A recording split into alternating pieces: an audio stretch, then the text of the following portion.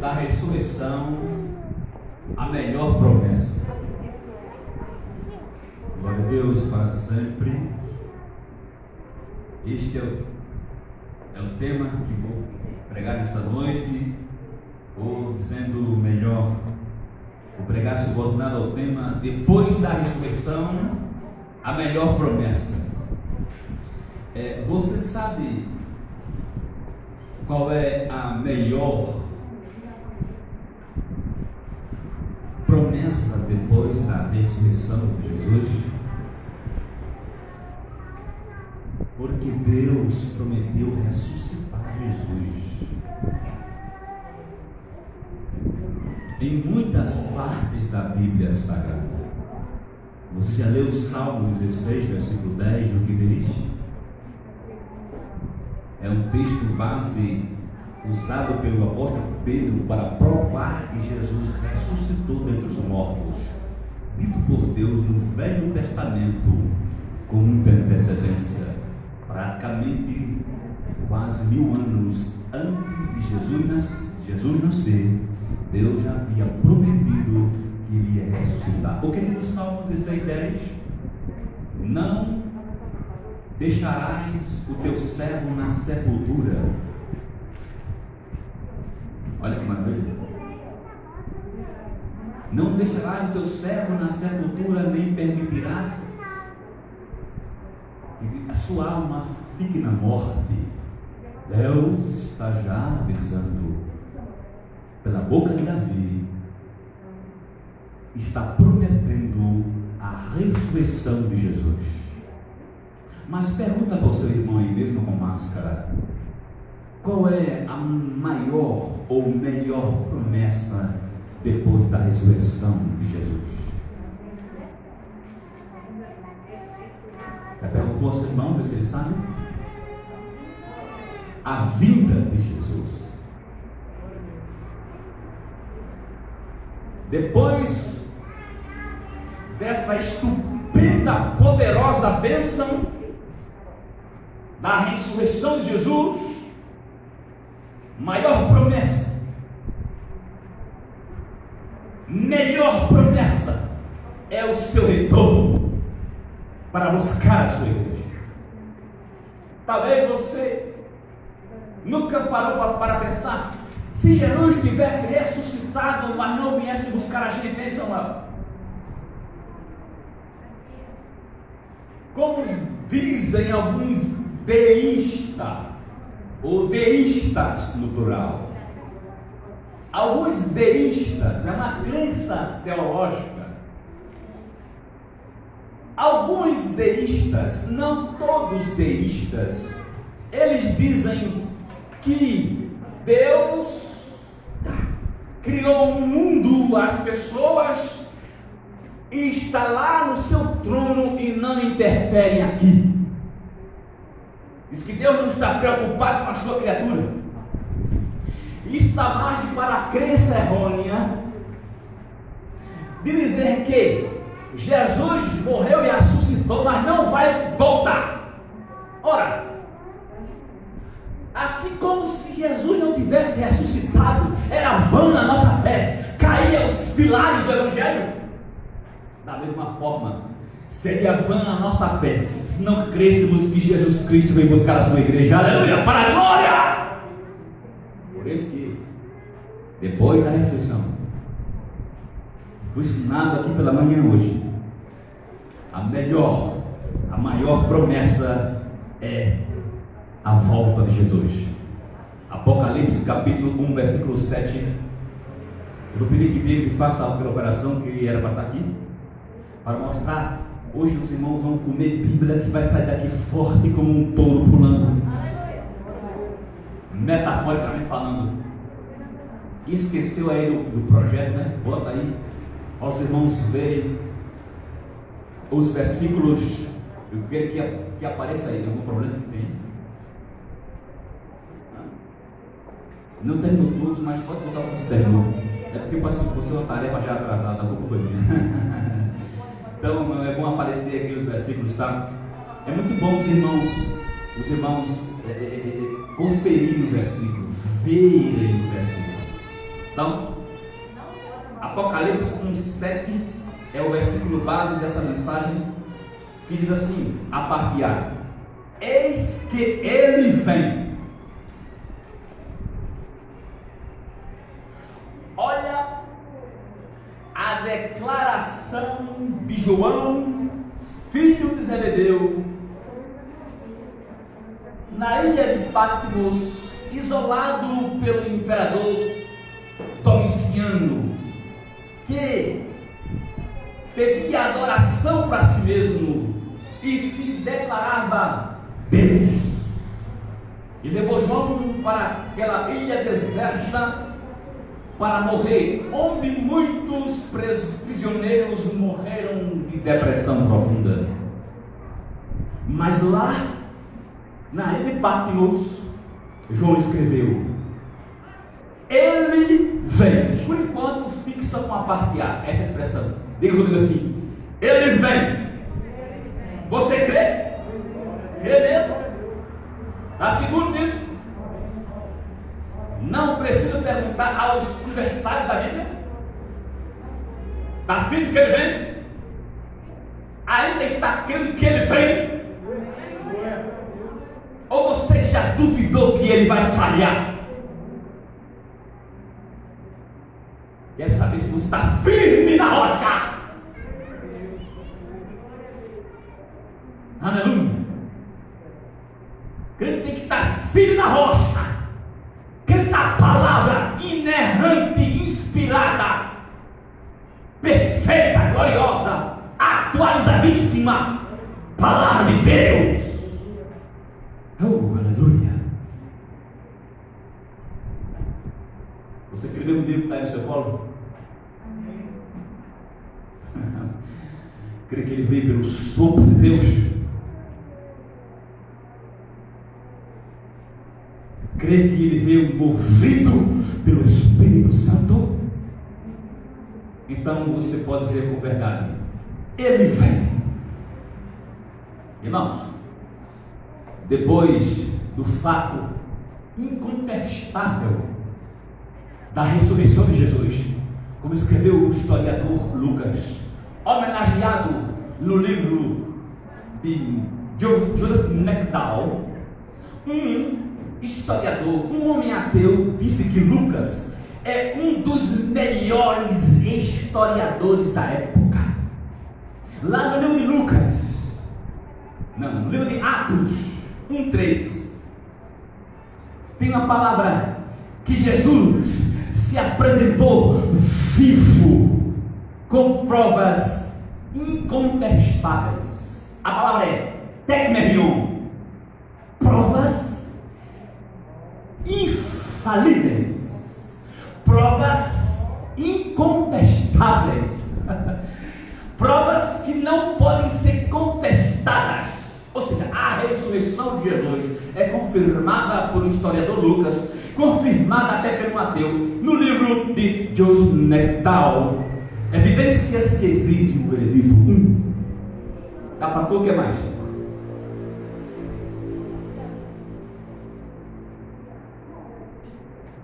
E as pessoas ficam pensando que nós cremos no história da carochinha. Algumas pessoas pensam que a Bíblia é fábula. Pedro disse assim: nós falamos para vocês não por meio de fábulas, mas fábulas engenhosamente arquitetadas pelos homens, mas nós mesmos vimos a glória de Cristo. A Bíblia não é a história de Branca de Neve e os Sete Anões, e nem muito menos Alice no País das Maravilhas. A Bíblia não é fábula, não é conto, a Bíblia é um fato. E a ressurreição de Jesus é um fato incontestável.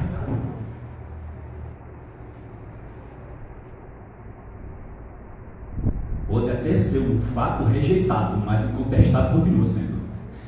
Não é não, irmão? A pessoa pode até rejeitar, mas contestar, não. Irmãos, depois do fato incontestável da ressurreição de Jesus Cristo, a segunda vinda é a melhor promessa Ei, sabe qual a melhor promessa para você? É a volta de Cristo. Nesta noite eu quero falar sobre 6 formas da segunda vinda de Jesus, que é um fato claro nas páginas das Sagradas Escrituras. 6 formas, ou como disse o teólogo Millard J. Erickson, no seu livro Introdução à Teologia Sistemática, ele diz não formas, mas ele chama de caráter. Millard J. Erickson. E eu chamei de formas. Atenção, as 6 formas da segunda vinda de Jesus Cristo é um fato claro nas Escrituras. Preste atenção, não se disperse. Primeira forma, será de forma literal. Diga comigo. Será de forma literal. Quem está me ouvindo e quer falar e está concentrado, vamos se quietar. Será de forma literal. Mas pastor, por que o senhor está fazendo isso? Porque há algumas pessoas que afirmam que Jesus vem de forma simbólica, não literal. Não vai acontecer literalmente. Há alguns teólogos que têm matado o crente que não conhece a Bíblia Sagrada, crente que não lê a Bíblia.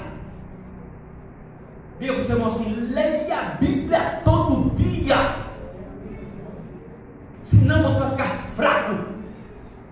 E vai aparecer os teólogos liberais, os teólogos neo-ortodoxos e outras espécies que vai matar ou prejudicar ou fragilizar sua crença nas Escrituras Sagradas. Como é que você vai ser firme sem ler a Bíblia Sagrada? Há uma preguiça tenebrosa hoje na leitura da Bíblia Sagrada. Aí canta a canção do Guilherme: tô fraco, tô fraco, tô fraco. Sim, vai estar fraco, porque crente que não lê Bíblia fica fraco. Qualquer coisa pode se abalar. E existem muitos pregadores da mídia que estão acabando com a fé de crente e se tornando os pastores deles. Tem gente que não está sendo mais pastoreado pelo seu pastor local, Betelino, no caso de vocês, mas está sendo pastoreado por um fulano de tal, lá de São Paulo, lá onde o vento faz a curva, e ainda vem cheio de coisas para me dar trabalho, e com a fé arrebentada, porque mergulhador de YouTube sem segurança bíblica. Diga assim: misericórdia. Esse é o fenômeno atual.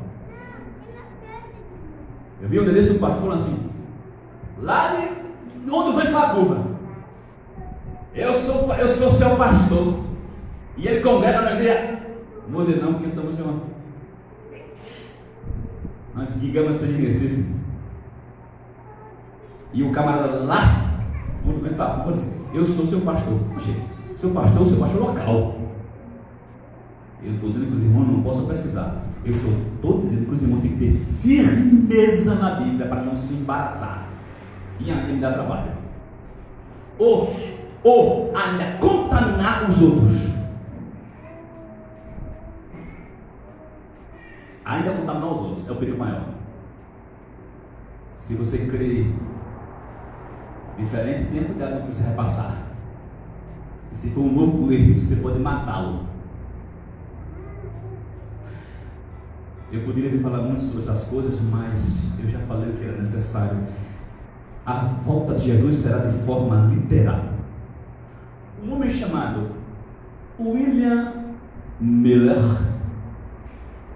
em 1854, um fazendeiro, pastor batista, marcou a volta de Jesus para 1844, interpretando, segundo as suas distorções, o livro de Daniel, sobre 2.300 dias, e ele calculou a volta de Jesus para 1844.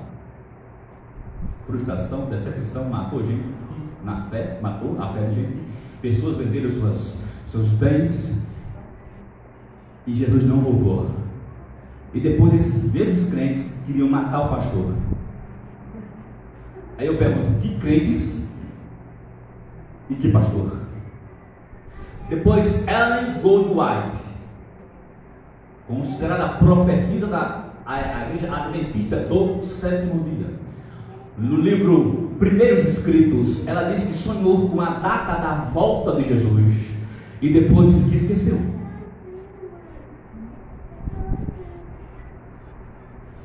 Por isso que eu disse assim, a primeira forma, será, deu agora para entender? Será, verbo ser do futuro, do negativo, de fato, será, literal. Irmãos, das 1845 vezes que a Bíblia fala sobre a vida de Jesus, incluindo a primeira e a segunda, 318 dessas vezes estão escritas no Novo Testamento. Então, existem 318 vezes, ou 318 referências bíblicas que mostram que Jesus Cristo vai voltar. O versículo que lemos de Apocalipse, eis que vem. Vem é o verbo virar no futuro, ele pode ser até virar. Quando diz vem é certeza, poderia ser ele virar, ou pode ser ele vem. Irmãos, apesar do livro de Apocalipse, meus irmãos, ele ser um livro campeão em simbologia, os 4 evangelhos, as epístolas de Paulo, algumas epístolas de Paulo, e o livro de Atos mostra que a sua vinda ela é literal e futura. Segunda forma da vinda de Jesus Cristo, a vinda de Jesus, segunda vinda, será uma vinda física e não espiritual. Alguns afirmam que a vinda de Jesus vai ser uma vinda espiritual, não é física. Contraria as escrituras, distorcem as escrituras, porque Filipenses 3:20, vê se aparece aí, David. Eu vou apressar para não ficar muito longa a mensagem, está cedo, 8h31, aparece aí em Filipenses 3:20, vamos lá? Mas a nossa pátria está nos céus, donde também aguardamos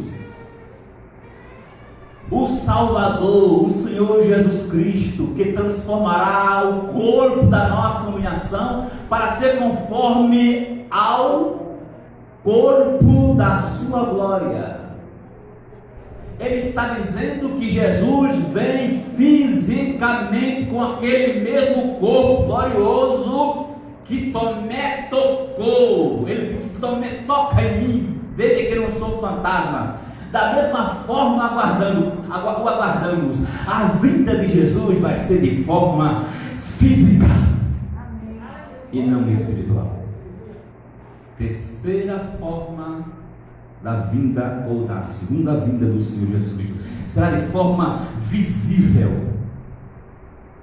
O que diz Apocalipse 7, agora a segunda parte: todo olho verá, até aqueles que o traspassaram. Haverá um fenômeno, irmãos, quando há um eclipse, né? O sol da lua se vê em alguns lugares, né? Sul, não é? Mas quando Jesus voltar, se verá de todos os continentes, de todos os anos, de todos os prismas da terra. Aí alguém falou assim: pastor, será que vai aparecer na televisão? Eu digo, talvez. João não estava pensando nisso em televisão quando escreveu. João estava declarando pelo sopro do Espírito Santo, aleluia, pelo mover do Espírito Santo, pelo sopro de Deus. João não sabia que era televisão, meu irmão. João está dizendo assim, que enquanto ele raiar nas nuvens, todo olho verá. Mateus 24, 27, coloca aí, joga na tela.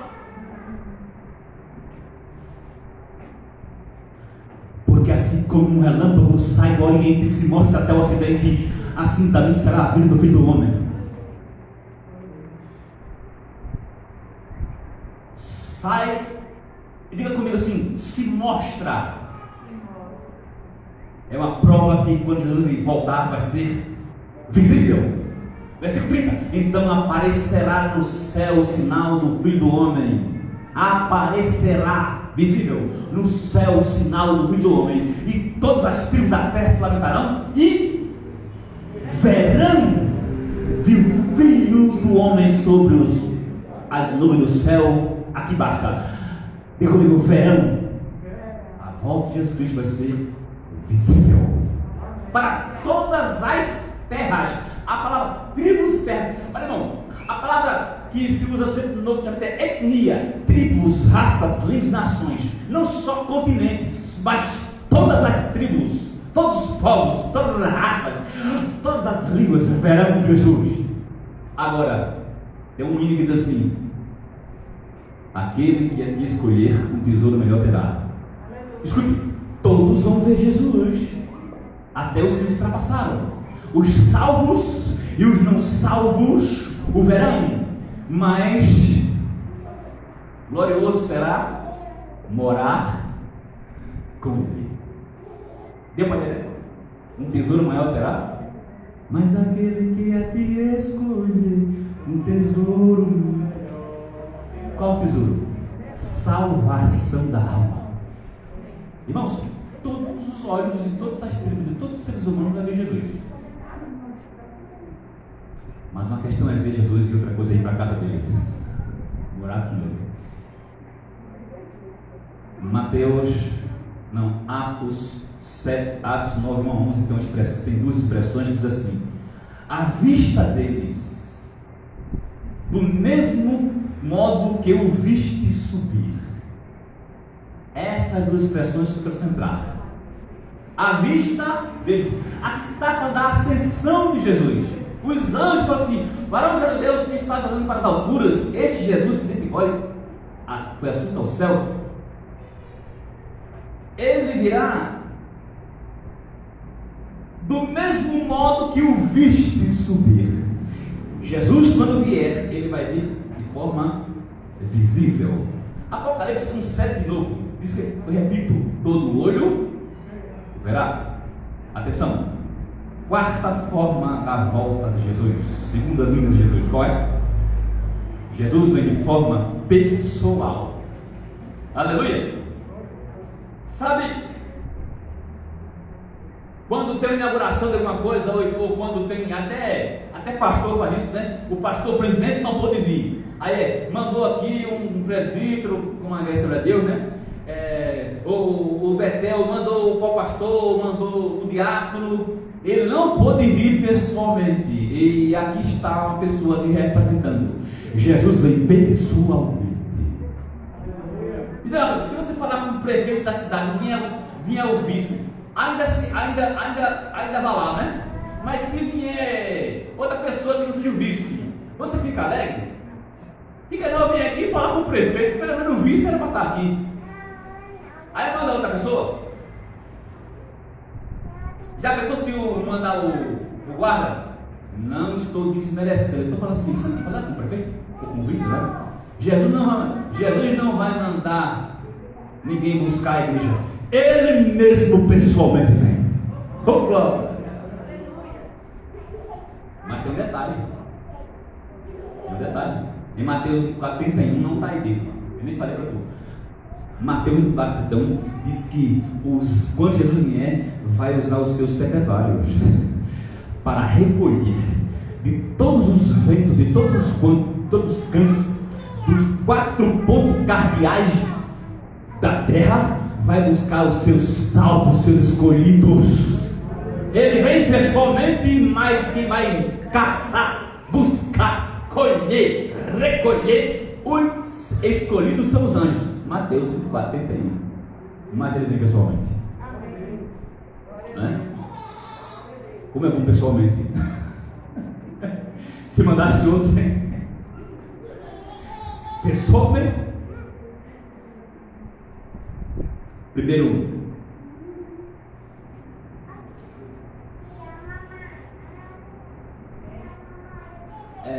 Atos 1:11 diz: esse Jesus, ou seja, pessoalmente, esse mesmo, para a ideia de ele mesmo e não outro tipo de Jesus, como criam os gnósticos, que Jesus era uma pessoa dualista, um Cristo humano e um Cristo divino, dividiu Jesus, e era a teologia gnóstica maligna que dizia que a matéria é pecado. Como é que Cristo se tornou homem? E dividia Jesus em duas pessoas. O Cristo que morreu na cruz era o Cristo carne, homem. E depois aquele Cristo que ressuscitou foi o Cristo que veio do céu e entrou ali. Diga assim, confusão. Diga assim, tem cão na linha. Jesus é um só. Esse mesmo que você viu é o mesmo que vai voltar. E quando diz esse mesmo, ele volta pessoalmente. Ele mesmo. 1 Tessalonicenses 4,16 diz: ele descerá. Ele mesmo. Ou seja, pessoalmente ele vem. Apocalipse 19:15. O que é que ele diz? Da sua boca é 15? Ah, não, 15. Da sua boca saía uma espada afiada para ferir com ela as nações. Olha, vou parar aqui. Não está na pregação, mas só porque me saltou esse detalhe. Jesus, quando vier, ele vem ferir as nações. A primeira vida ele veio para salvar. A segunda vida ele veio para ferir os rebeldes do Evangelho. Primeira carta aos Tessalonicenses diz a Bíblia que Jesus veio tomar vingança dos que são rebeldes do Evangelho. Agora cutuca o teu irmão. Diga assim, está firme no Evangelho?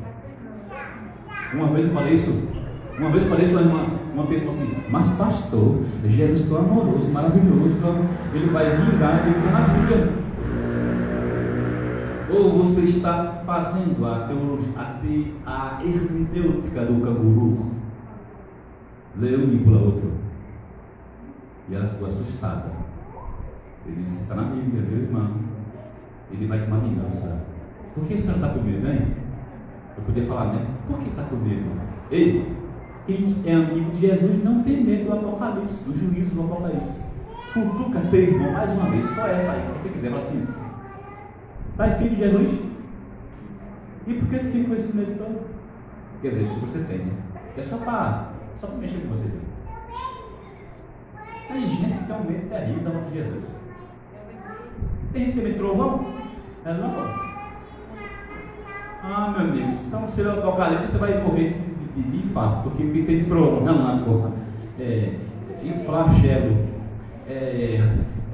morticínio, ira do Cordeiro, Apocalipse 6.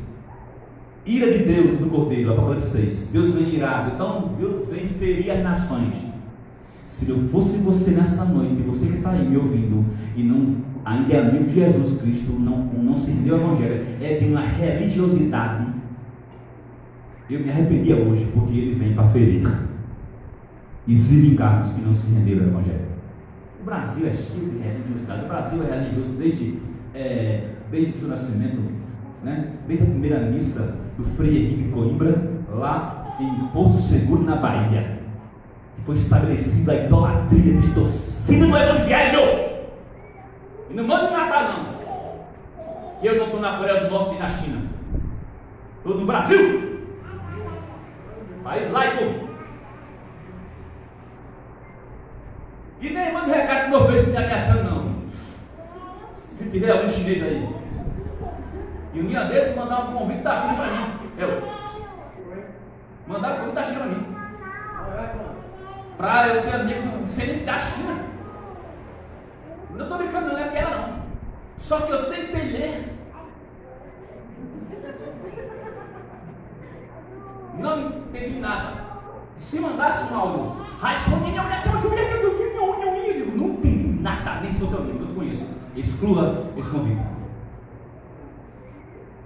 Se alguém aí, hacker da China, me captou, ei, eu estou no Brasil, país laico, com liberdade religiosa. Seja o que você quiser. E eu quero ficar firme no Evangelho. Viu? E eu vou falar para ele mandarim. Shidui. Não, brincadeira. Só proposital. Porque hoje a gente não pode pregar. As pessoas fazem tudo o que quer. E a gente não pode pregar porque quer matar a gente, quer perseguir, quer não sei o que, quer tancar a mordaça, quer amordaçar. O povo não fala o que é da rua, pai. Eu vi o cara no ônibus chamando palavrão, mano. Aí o povo não estava nem aí. Aí eu falei assim: Jesus é bom. Oxe, já falei com isso aí. Eu falei: o que foi? Jesus é bom. Se fosse um palavrão, ninguém mirava. O que é isso? Mundo.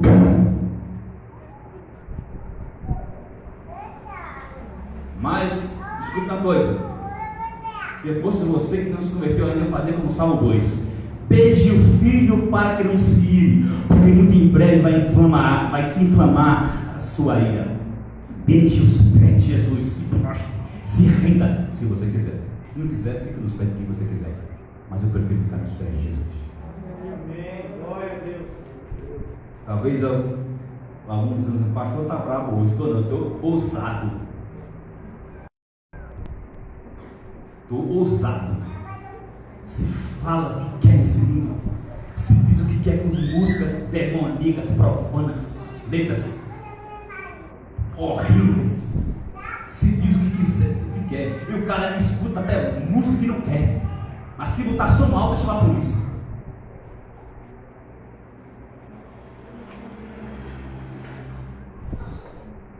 Eu gosto de fazer cruzada, mas termina na hora certa e no ar livre pode fazer, vai. Eu não quero som para incomodar ninguém. Mas a igreja incomoda. Porque a igreja vai de encontro com a cultura mundana. Ei, mais um para cá. Jesus vai voltar, viu? E vai ferir as nações. Então, beijo o filho, Salmo 2. Agora, se prostra seus pés agora. Porque se você não se prostrar agora, você vai se prostrar sem querer no dia que ele voltar com poder e glória. Isso aqui é um recado para a Coreia do Norte, para a China, para todos os países. Apocalipse. Ia exagerar com a vara de ferro e ele mesmo, ele vem pessoalmente. Apocalipse 14, 13. Corre, pastor. E se eu for, ele, tá bom, já respondeu. E se eu for, e você preparar lugar, virei outra vez. Diga assim: segunda vida. Segunda vida. Ele vem na hora dele, no tempo dele. Pedro disse assim, quando disse ele assim: onde está a sua vida? E ele, Pedro, onde está a sua vida? Porque tudo está do meu jeito. Pedro fala assim: 1000 anos para Deus é como um dia, e um dia como 1000 anos. Então, na contagem do Kairos, do tempo de Deus, ainda não fez 3 dias que ele disse. Quando Apocalipse disse: eis que vem sem demora, eis que o tempo está próximo, a palavra é Kairos, o tempo de Deus, para não se embaraçar e dizer que a Bíblia falhou, viu? Tem gente aí que não conhece o grego Koine, aí fica falando besteira pra gente. A Bíblia diz que Jesus falou em breve, o tempo está próximo.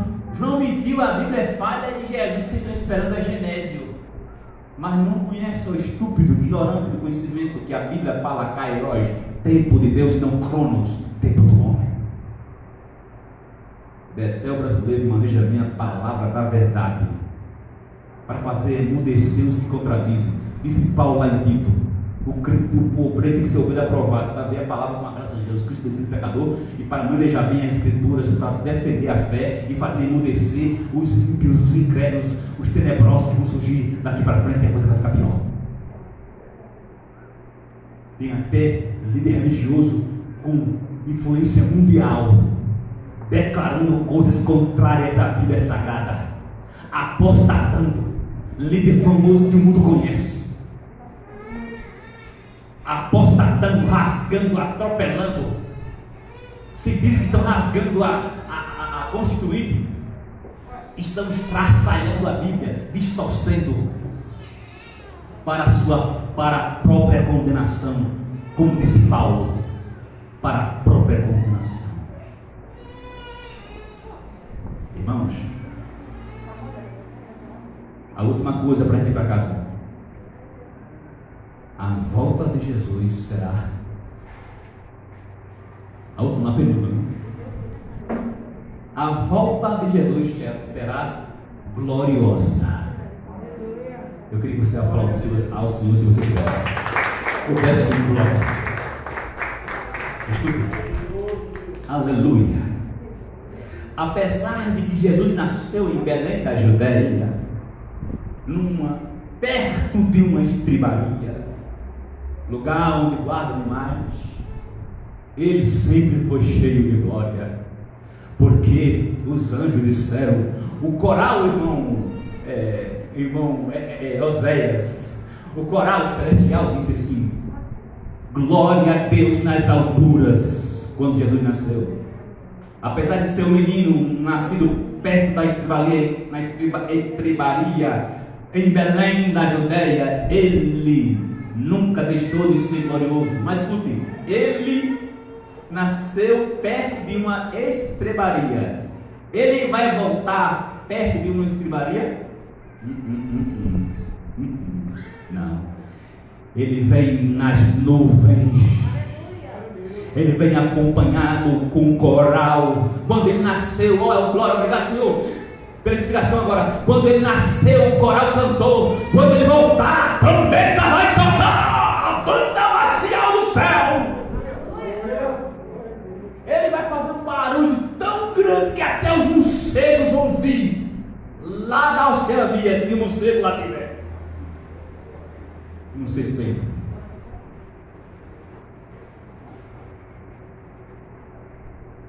O morcego vai ser o primeiro a ouvir, porque o morcego tem um ouvido muito bom. Sabia disso? Sabia que o morcego escuta terrivelmente bem? Escuta terrivelmente bem. Mas tem cachorro, não sei quantas vezes o morcego escuta muito bem. Então o morcego vai ouvir o toque. E o primeiro ser, o animal que vai ouvir a trombeta vai ser o morcego. Porque ele escuta. Mas meu nome é biologia. Vai ser um alarido tão terrível. Está na Bíblia, não? Não está isso, pastor? Primeiro, presta um senso. Vamos adiantar, meus irmãos. Daniel 7,13 diz que Daniel já viu Jesus Cristo vindo nas nuvens. Daniel 7,13. Daniel, o profeta Daniel, aleluia, ele viu o Filho do Homem. Ele teve a visão de Jesus Cristo no Velho Testamento, já vindo nas nuvens. O que é isso? Ele vem com glória. Mateus 24,30 diz que ele vem com muita glória, com muita glória. E Lucas 21,27 diz que ele vem com grande glória. Ô glória! Mateus 24,30 diz que ele vem com muita glória. Lucas 21,27 diz que ele vem com grande glória. 1 Pedro 4,13. Bora, Pedro. Mas regozijai-vos. Ei, se alegra, irmão, por seres participantes das aflições de Cristo, para que também na revelação da sua glória vos regozijeis e exulteis. Quem aqui é participante das aflições de Jesus? Exulte, bata a palma, dê glória, faça o que você quiser, porque você deve se regozijar, porque você vai participar também, se exultar quando ele vier na sua glória. Oh! A primeira vida ele veio montado no jumentinho. Na segunda vida ele veio sentado, montado no cavalo branco. A segunda vida vem com glória. Na primeira vida esbofeteava o seu rosto. Na segunda vida ele vem ferir as nações. Na primeira vida ele veio para salvar. Na segunda vida ele veio para condenar aqueles que não aceitaram o seu evangelho.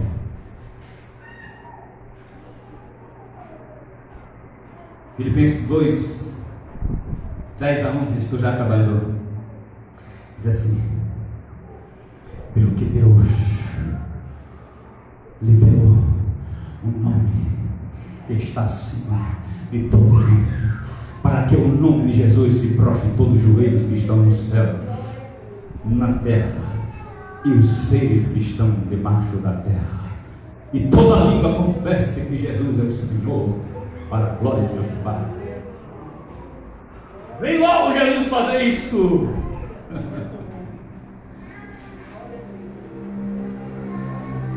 Apocalipse 14, Apocalipse 19, 14.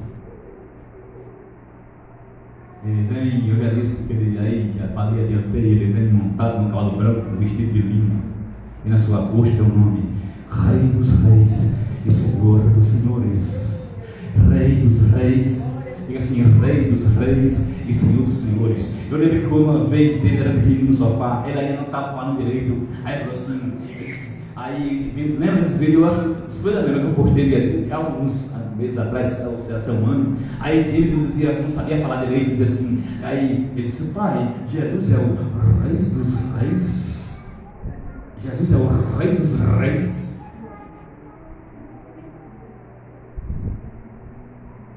Senhor dos Senhores, ele vem com glória. Apocalipse 9:16, já li. A última coisa vai para casa. Jesus Cristo vem de forma súbita, repentina, inesperada. Por isso que ele não se adapta. Eu creio que um dos propósitos que Cristo não se adapta da vinda é para não vir uma pessoa para auto-se enganar. Quando ele vier, fala assim: eu te aceito, Jesus. Se Jesus tivesse marcado o dia da vinda, ia parecer tanto cínico, falso, e dizer assim, enganando a si mesmo, porque ninguém engana Jesus, né, irmão? Eu aceito, Senhor, umas meia hora antes. Ele não quer ninguém assim. Por isso que ele não. Mateus diz: a dia e hora ninguém sabe, somente o Pai. E alguns creem que Jesus Cristo ele tinha o poder de deixar de saber uma coisa que ele sabia, se abster desse conhecimento.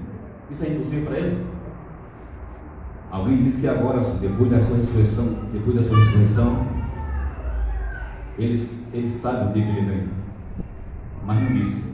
Os discípulos estão preocupados assim: Senhor, será esse o tempo em que restaura o rei de Israel? Lembra de Lucas? Senhor, será esse o tempo em que restaura o rei de Israel? Ele falou assim: não vos compete saber tempo, épocas que o Pai revelou para a sua exclusiva autoridade. Não vos compete, não é da competência humana saber o dia, a hora da minha volta. Eu quero, mas você vai receber o poder do Espírito Santo. Lucas 12:40. Estai vós também apercebidos, porque numa hora em que não penseis, virá o Filho do Homem. Um dia um pastor contratou uma banda marcial atrás da igreja, sem ninguém saber, só a banda, e pregando essa voz de Jesus Cristo, esta tocou ali, foi bom. Nem me preparei, correndo da igreja.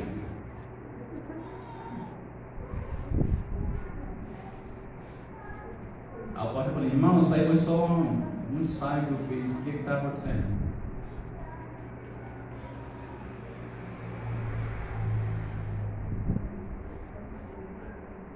Irmãos, Mateus 24:44, muito versículo. Quer dizer, o penúltimo. Por isso ficai também vós apercebidos, porque numa hora em que não penseis, virá o Filho do Homem. Depois a parábola das 10 virgens. Por quê? Qual é a essência da parábola das 10 virgens? Vigilância. Eu pergunto: Por que Jesus disse que nós devemos vigiar? E foi para os discípulos, não foi para o mundo. Lá para casa pensando. Porque eu creio na certeza da salvação, não creio em perda da salvação. Nem o presente, nem o porvir nos separará do amor de Deus. Mas eu fico me perguntando por que ele mandou vigiar. Quer responder? Dever de casa? Esse mesmo Jesus falou assim: ninguém toma ovelha minha.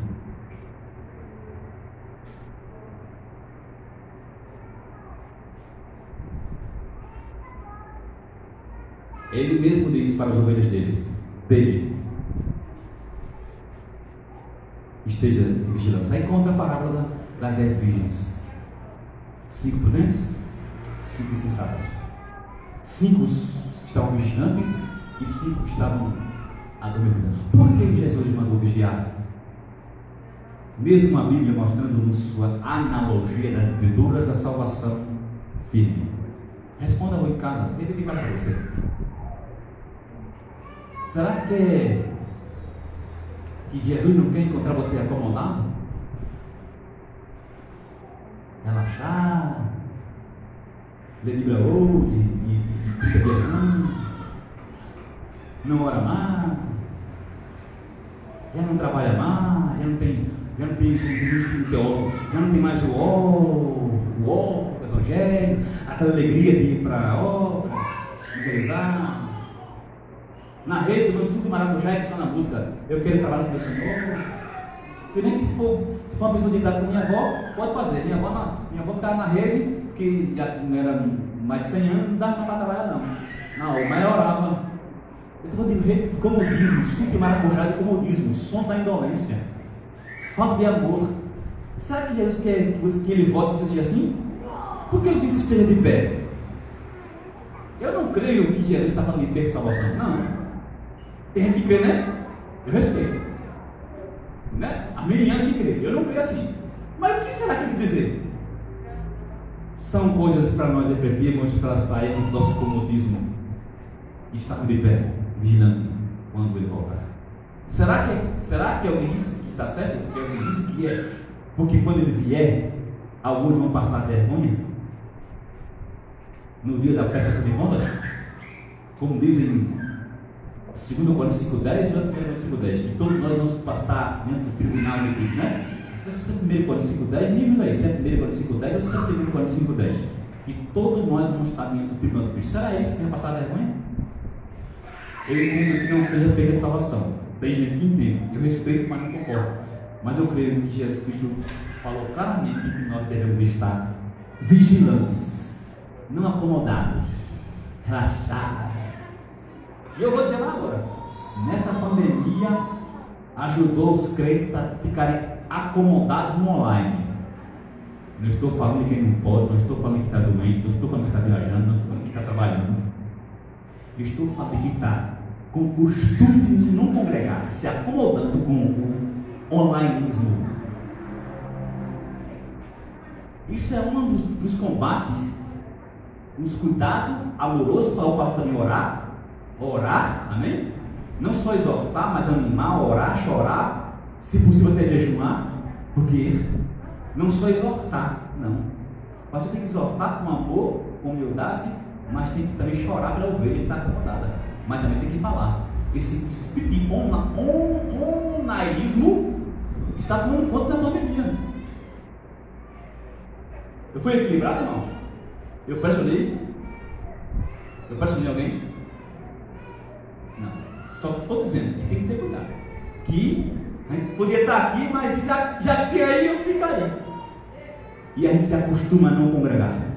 Eu vi alguém dizer assim, mas a presença de Deus está em casa. Tá, irmão, em casa, está no pé de coco, não, sabe mais de coco, um pé de acerola, um coco na cabeça, em qualquer lugar, no barco, Deus está presente. E agora você vai ficar se congregar por causa disso aí? Vai se acostumar a não congregar? A Bíblia diz em Hebreus, exatamente conectado com a volta de Jesus. Sabia disso? Então se ligue na palavra do Senhor, porque o congregar, quando fica acostumado a não congregar, e o Hebreus diz assim: muito mais que vide que aquele dia se aproxima. Eu pergunto a vocês: o livro de Hebreus é inspirado? Ou esse versículo aí não é inspirado, hein, irmão? Irmão Osés, ou irmão Ezequiel, esse versículo é inspirado? Ou ele é herege? Ou ele foi o escritor de Hebreus que colocou para pressionar os irmãos que ir para a igreja? É? Não, é inspirado do mesmo jeito, gente, Apocalipse. Diga amém, se você crê. E eu vou terminar agora com a conclusão. Vou concluir agora. 9:5, glória a Deus. Não ficou tarde não, está na hora. Tanto a morte, a ressurreição e a segunda vinda de Jesus formam a base da genuína fé apostólica. Tanto a morte redentora, como a ressurreição de Jesus e a sua segunda vinda formam a base genuína da fé apostólica. Apocalipse 21:20, a parte final diz: Maranata, ora vem, Senhor Jesus. Sentados vamos orar. Senhor, todo crente discípulo crer nessas 6 formas da volta de Jesus, que possamos estar firmes em nome de Cristo na tua palavra. Amém. E você quer dar os avisos? Daqui para casa, cheio de não voltar do céu, metaforicamente.